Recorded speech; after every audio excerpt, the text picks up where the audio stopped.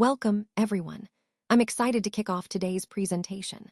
Our first slide is titled Isolation is Dangerous, and we'll explore why building fortresses to protect ourselves isn't the answer. This is Law 18, and throughout this session, we'll uncover how isolation can actually hinder growth and success. We'll also discuss strategies to stay connected and resilient. So, let's dive in and see how breaking down barriers can lead to stronger relationships and better outcomes. The world we live in is indeed dangerous, and it often feels like enemies are lurking everywhere. Because of that, many of us feel the need to protect ourselves at all costs. A fortress or a wall might seem like the safest option, right? But here's the thing, being isolated or cut off doesn't actually make us safer. In fact, it can do more harm than good. When we isolate ourselves, we miss out on valuable information, new ideas, and different perspectives that could help us navigate challenges more effectively. So, while protection is important, it's equally crucial to stay connected and informed. That's a key point I want you to keep in mind as we move forward in this presentation. Let's talk about the paradox of protection. It might seem counterintuitive at first, but it's actually better to circulate among people, to find allies, and to mingle. The reason is simple. The crowd acts as a shield against your enemies. When you're part of a group, information flows more freely, and that information is your greatest defense. Remember, knowledge and contact are what keep you safe. Now contrast that with safety in numbers. If you isolate yourself, you cut off your supply of intelligence. Without that flow of information, you become an easy and often conspicuous target. You might think you're protecting yourself, but in reality, you're blinding yourself to threats. You won't see the plot forming against you until it's too late. This brings us to the trap of isolation. While it might feel safer at first, it actually makes you more vulnerable. Isolation cuts you off from the very contacts and information that could warn you about dangers.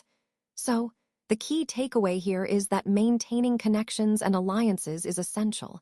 They're your best protection against unseen threats. As we see here, Qin Shi Huang, after becoming isolated from his court and people, lost a lot of his control. His paranoia about assassination led him to retreat into a complex, maze-like palace, where he moved secretly from room to room. Only a select few eunuchs were allowed to see him, which shows just how guarded and suspicious he had become. This isolation and mistrust ultimately contributed to his downfall, as his trusted circle conspired against him by forging decrees. When he died, he was completely cut off, and shortly after, his vast empire began to crumble. This slide highlights how paranoia and isolation can weaken even the strongest rulers, tying into the larger theme of the dangers of excessive power and mistrust. So Louis XIV understood that by keeping everyone close and constantly moving among his courtiers, he could stay informed about everything happening in his court. He knew all the gossip, the affairs, and even the plots against him. This constant presence meant there was no real privacy, which actually worked to his advantage. It allowed him to maintain absolute power because he was always the center of attention and control. Now, interestingly, he built Versailles not to hide his activities, but to expose them. He required all his nobility to live there with him, turning the palace into a stage where he could oversee and influence everything. His bedroom, for example, was more than a private space. It was a public thoroughfare, making his personal life a part of court life. This strategy really exemplifies the idea of the Sun King, where Louis XIV positioned himself as the center of everything, radiating influence and authority. It's a powerful reminder of how he used architecture and social control to consolidate his rule and project his power outward. When we talk about keys to power, it's crucial to remember that building a fortress of allies is far more effective than simply relying on stone walls. Loyal supporters and a broad network of contacts can give you early warnings and insights that no physical barrier ever could.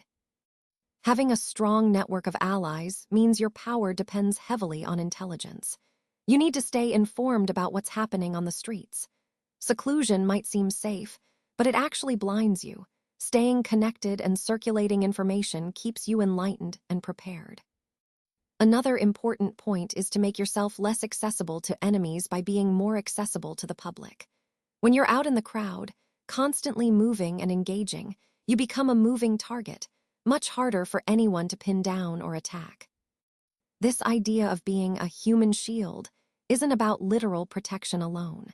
It's about positioning yourself in a way that makes it difficult for adversaries to target you directly. By maintaining a visible, approachable presence, you're creating a layer of protection through your influence and relationships.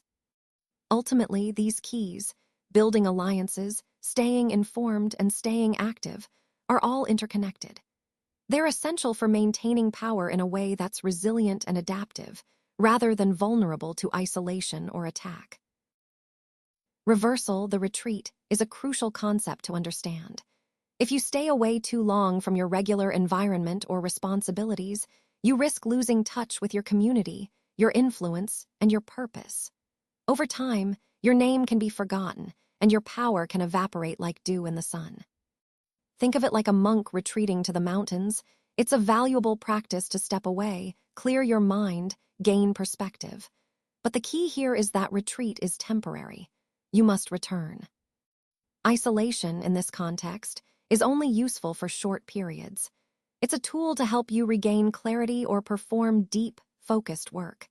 Extended isolation can be counterproductive, leading to disconnection rather than renewal.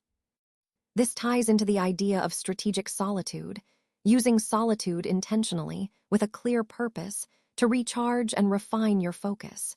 It's about finding the right balance, knowing when to step back and when to re-engage.